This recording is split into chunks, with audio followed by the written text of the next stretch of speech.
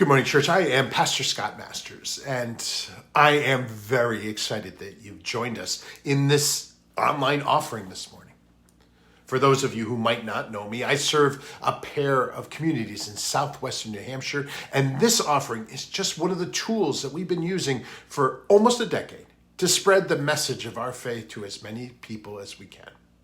And for those of you who are unfamiliar with us as a family of faith, we are the oldest Methodist community in New Hampshire and one of the oldest in the country. Now, Methodism is a movement that took root way back in the 1700s and forever changed the landscape of faith across the globe. Now, in a nutshell, we as Methodists believe that we are called to be people who center their faith journey in grace and who recognize that we can never be personally holy without also being socially holy. And we believe that there's a place for everyone in our faith. And hopefully these offerings are one more way for you to learn about the invitation of Methodism and the United Methodist Church. And although we took a brief hiatus, we have returned to these weekly offerings that parallel the message that is given each week in person.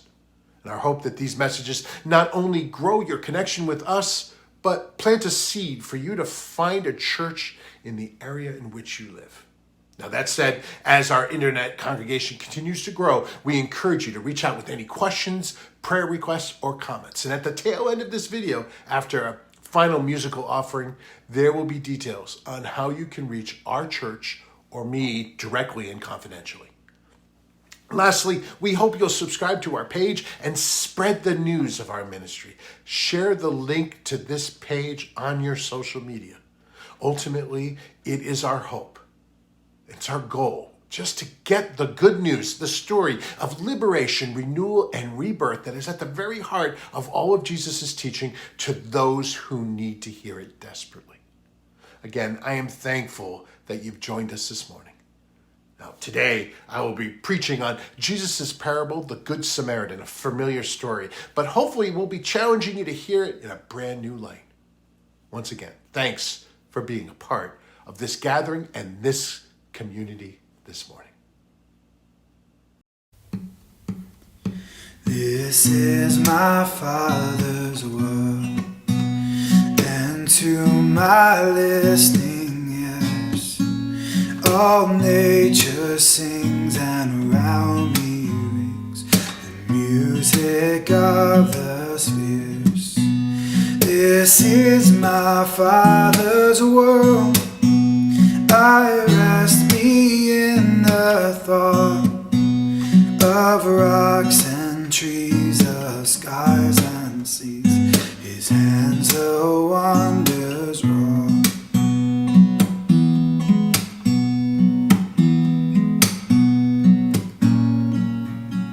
This is my Father's world. The birds their carols raise, the morning light, the lily white, declare the Maker's praise.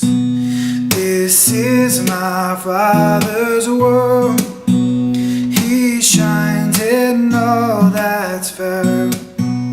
In the rustling grass I hear him pass. He speaks to me everywhere.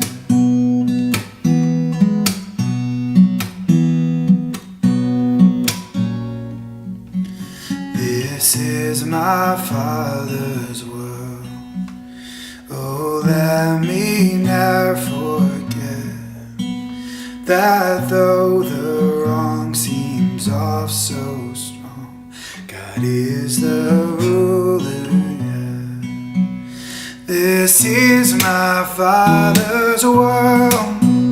The battle is not done. Jesus who died shall be satisfied, and earth and heaven be one.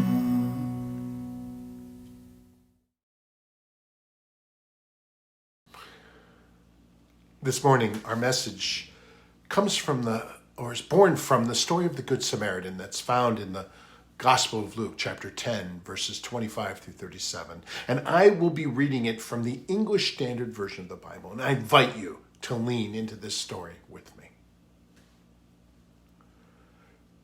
And behold, a lawyer stood up to put him to the test, saying, "Teacher, what shall I do to inherit eternal life?" He said to him, "What is written in the law? How do you read it?" And he answered, "You shall love the Lord your God with all your heart and with all your soul and with all your strength and with all your mind, and your neighbor as yourself." And he said to him, "You've answered correctly. Do this and you will live." But he, desiring to justify himself, said to Jesus, "And who is my neighbor?" Jesus replied, "A man was going down from Jerusalem to Jericho, and he fell among robbers who stripped him and beat him and departed him, leaving him half dead. Now by chance, a priest was going down the road, and when he saw him, he passed by the other side. So likewise a Levite, when he came to the place and saw him, passed by on the other side. But a Samaritan, as he journeyed, came to where he was, and when he saw him, he had compassion. He went up to him, bound his wounds, pouring on oil and wine, and then he set him on his own animal and brought him to an inn and took care of him. And the next day he took out 2 denarii and gave them to the innkeeper, saying, "Take care of him, and whatever more you spend, I will repay you when I come back." Which of these 3 do you think proved to be a neighbor to the man who fell among the robbers? And he said, "The one who showed him mercy." And Jesus said to him, "You go and do likewise." Now, before we dive headfirst in this story, I invite you to pause and pray with me. Almighty God, in you are hidden all of the treasures of wisdom and knowledge. Open our eyes that we may see the wonders of your word, and give us grace that we may clearly and understand and freely choose the way of your wisdom. Lord, preaching your message is a phenomenal responsibility, and it's one that I pray I will never take too lightly. As I preach this morning, guide my thoughts and my understanding, so that in the end, what we offer this morning is how you would intend this message to be shared. We ask all of this through a loving and forgiving God. Amen. Each 4th of July, my family takes this annual trek from New Hampshire to South Carolina. See, we have family that have a beautiful lake house about 20 minutes south of Clemson, South Carolina.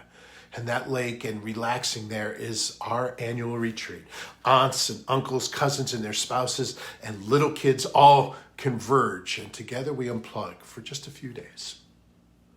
Now on this trip, I found myself at a Walgreens with my youngest daughter and my nephew. And as we navigated the store, my nephew, who's just about 16, saw a woman struggling to pick up a couple of 12-packs of root beer. Without any nudging, my nephew approached the woman and politely offered his assistance. He took the 12 packs to the register, and the woman was so incredibly thankful. She was so thankful, in fact, that she tracked me down in the store. And when she found me, she got real close and asked me, using the best Southern accent available within my skill set, she said, is this young man, is that my boy?" At first, what did he do came to mind, and I wondered whether it was better to claim him or feign ignorance, but ultimately I did claim him by saying, "Yeah, I am his uncle." And in response, she got closer, stuck out a finger a few inches from my chest, and said to me, again with the best South Carolinian accent I could muster, she said, "Well, you tell his mama that she raised him right. He's a good boy and a good Samaritan." And I assured her that I would indeed share that compliment. Now, at the same time, I've been thinking about what she said over the days since. She said that this boy was raised right, a good boy, and a good Samaritan. Now, and although I love my nephew and he's a wonderfully complex and interesting young man, I couldn't help but wonder about her statement. He was raised right. Really? How does she know? Is the measure of a man's character found in our eagerness to help carry Mountain Dew or root beer? She said he was a good boy, and I wonder how she knew. He could have shoplifted half the store and be smuggling candy bars on his way by. And lastly, she said he was a good Samaritan. A good Samaritan. He picked up a 12-pack. And thinking on those last words, I realized that I am not a fan of how we use that phrase. Now, my nephew is indeed a good young man. Now, sure, he's a teenager and he struggles with all that comes with that. Yet at the same time, deep down, no matter what teenage angst he has or will face, you know that he's going to be okay. But all that said, he ain't no good Samaritan. My nephew is no good Samaritan. But at the same time, neither am I. And none of us who hung around the lake last weekend were. In fact, I imagine that few of you who are watching this video are. Yet we use that term, as if we all are. And I found myself thinking about that conversation and our use of that phrase when this story appeared as part of the lectionary reading for the fifth Sunday of Pentecost. And as I think about it, I know there are a couple people in my life who at times might claim this moniker. And I think of those members of my family who serve as first responders or as police. I think about a long ago friend who served as a rescue swimmer in the Coast Guard. I think about those in my circle who are in active duty service as Marines.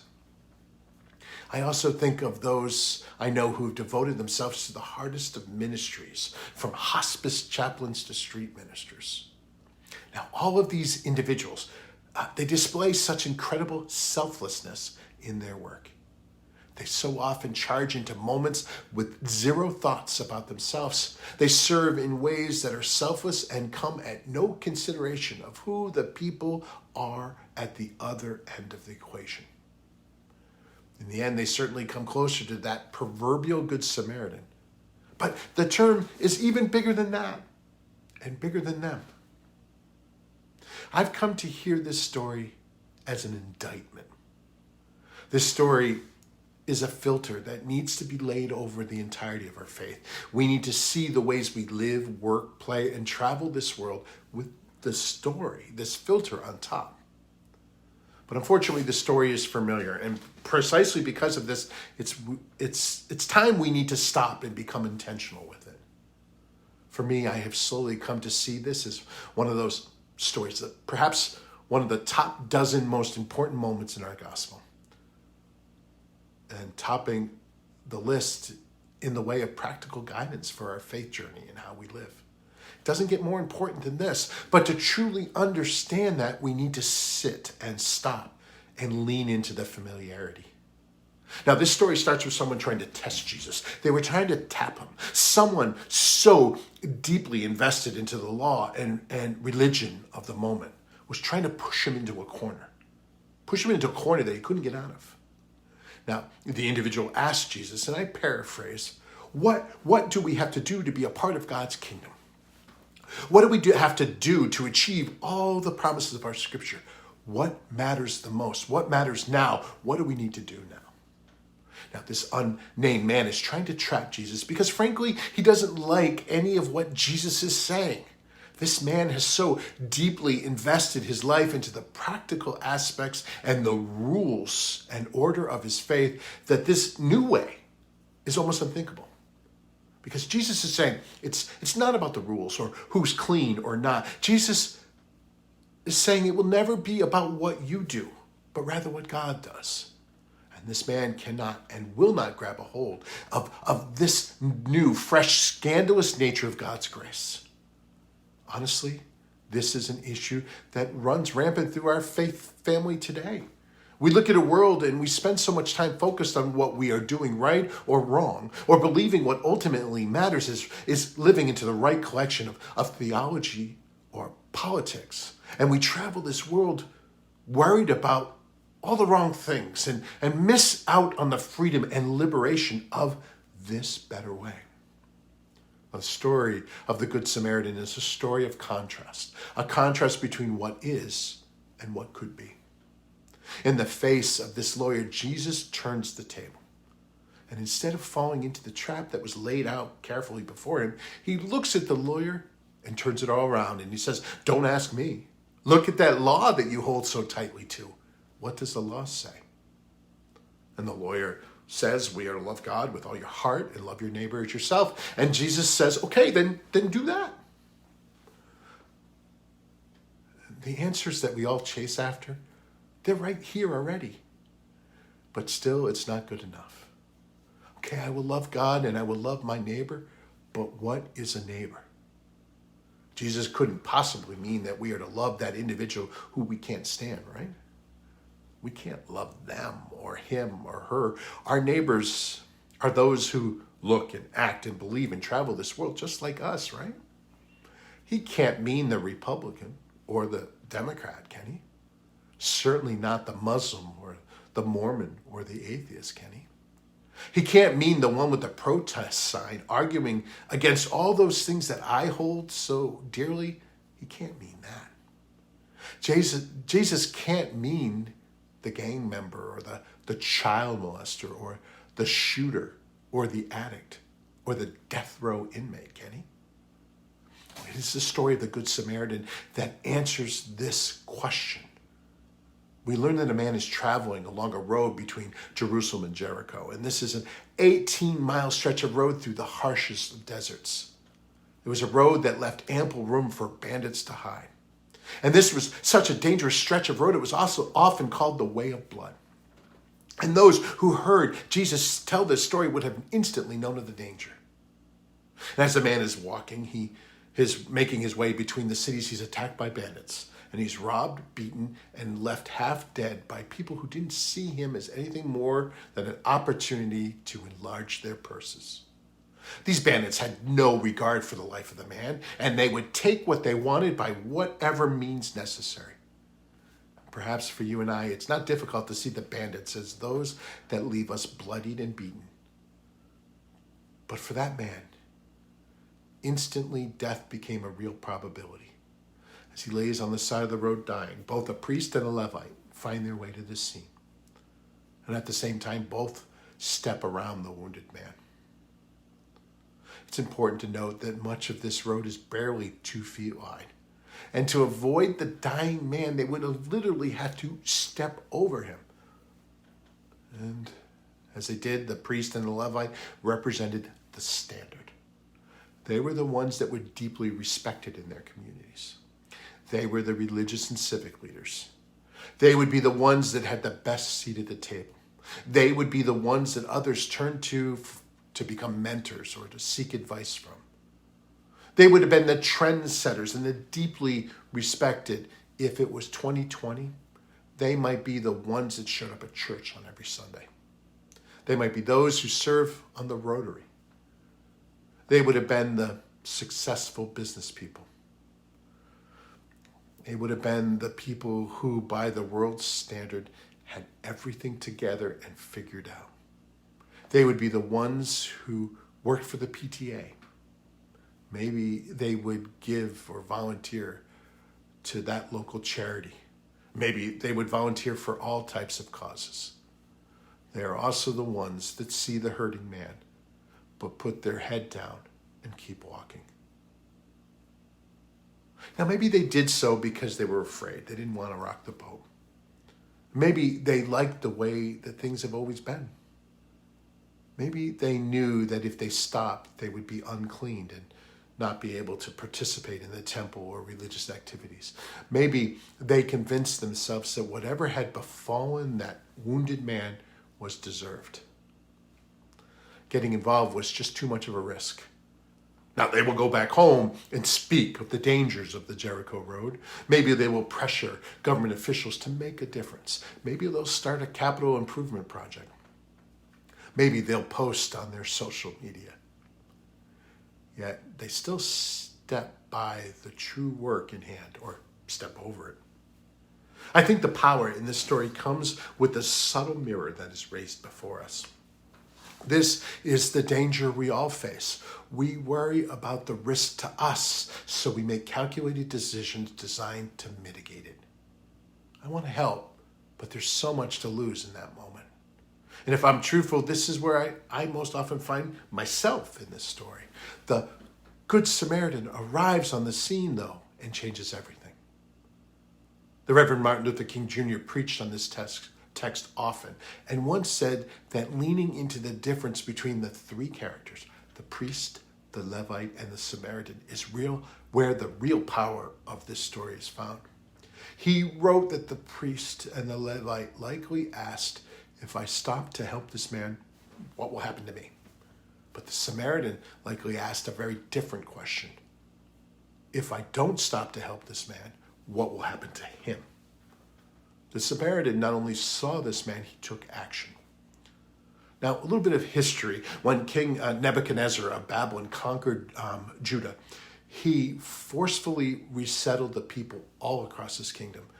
And he did this to make sure that there was no concentration of ethnic groups and to help ensure that they would not unite again and rebel.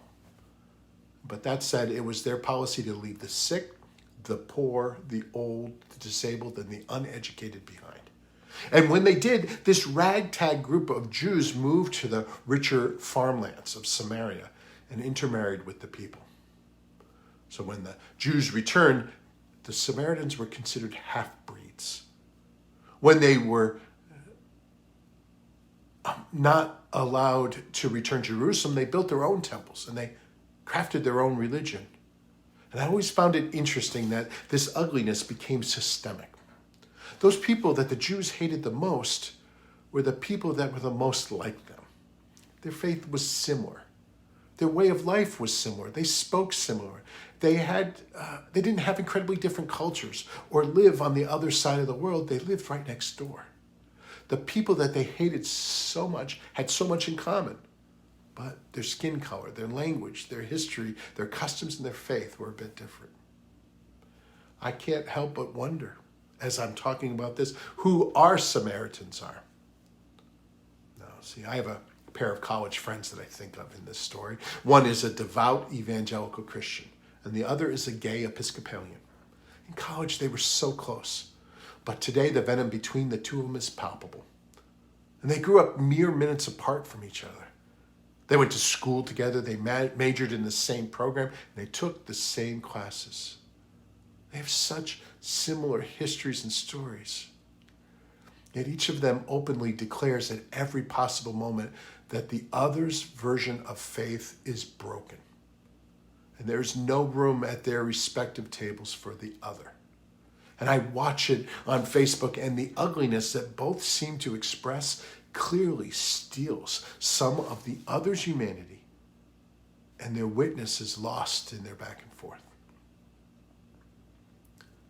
In our story, it is the hatred, or the hated, the rejected, and the shunned individual that stops. He doesn't step over the man across the road. Instead, his journey is paused.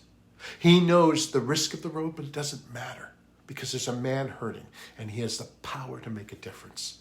So he does.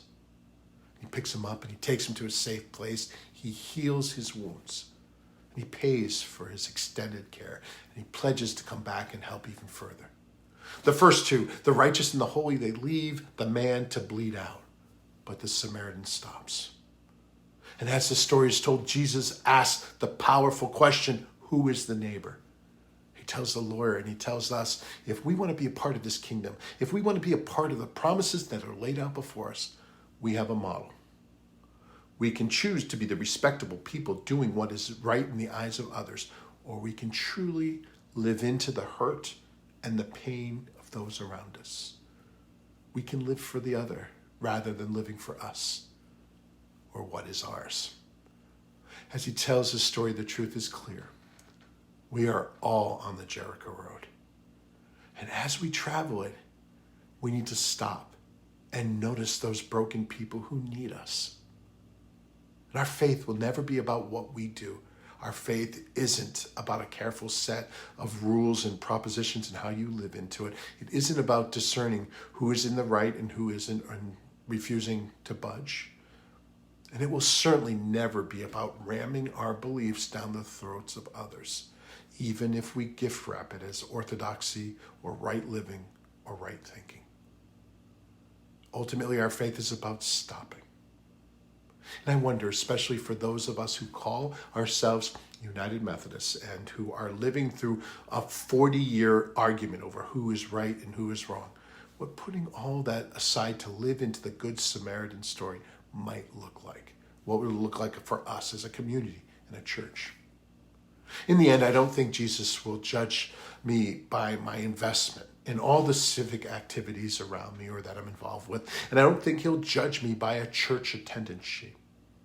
I think God judges in the moments that I step aside or step over those who are hurting right in front of me.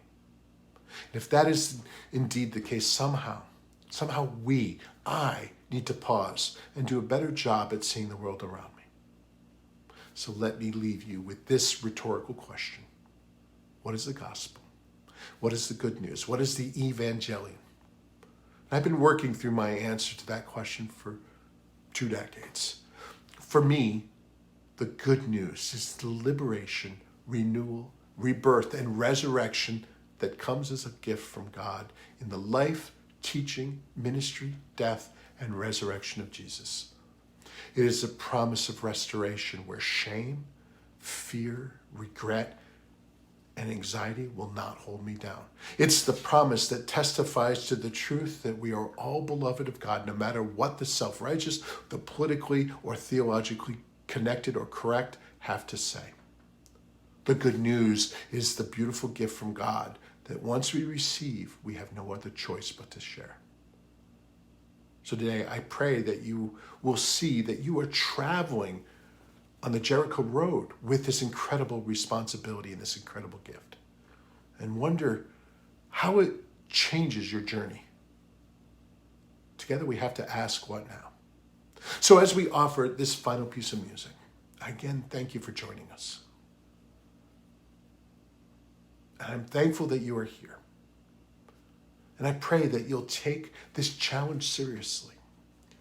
What does it mean for you to be the Good Samaritan? How do you want to travel the Jericho road? So again, I thank you for coming. I thank you for being a part of this community. And I hope that you know that you are invited. And to all of that, I say thanks be to God.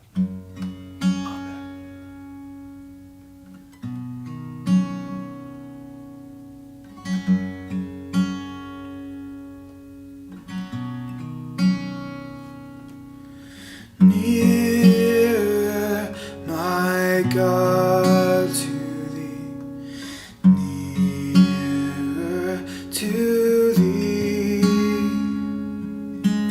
even though it be a cross that raiseth me,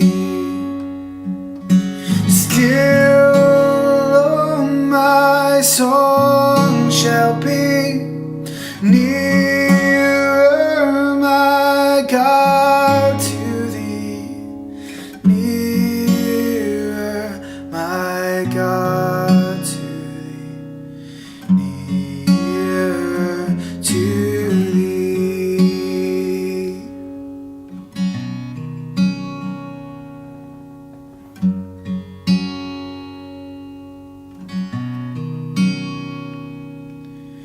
Though like the wonder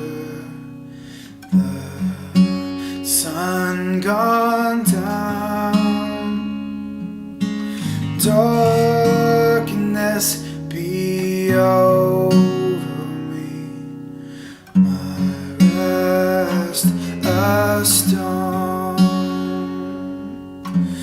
Yet in my dreams I be nearer, my God, to thee, nearer, my God, to thee, nearer to thee.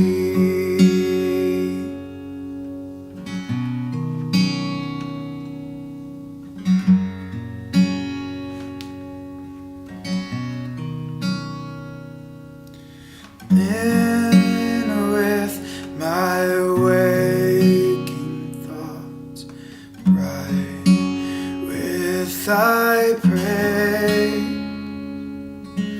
out of my stony graves, Bethel I'll raise.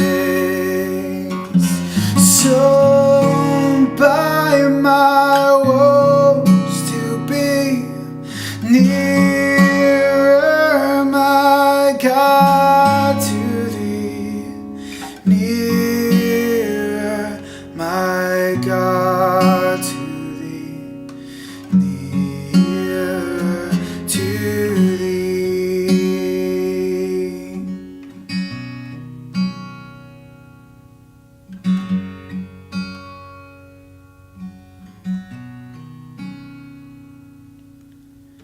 There in my Father's home, safe and at rest. There in my Savior's arms, perfectly blessed. Age after